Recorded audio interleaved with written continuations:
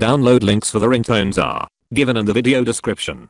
Hello guys, in my previous videos I have a lot of comments that the download links are not working, so I have decided to make a tutorial to download from the links.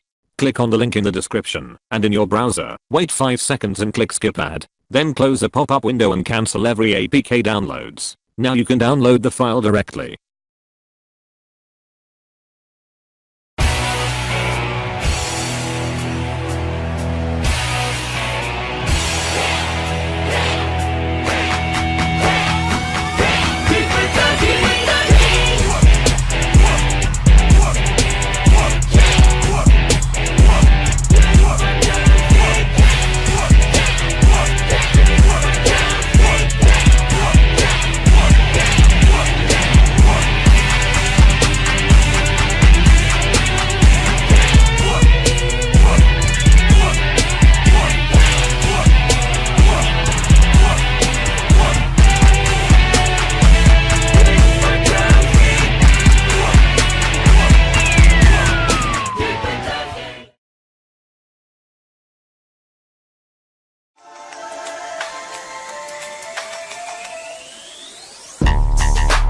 No.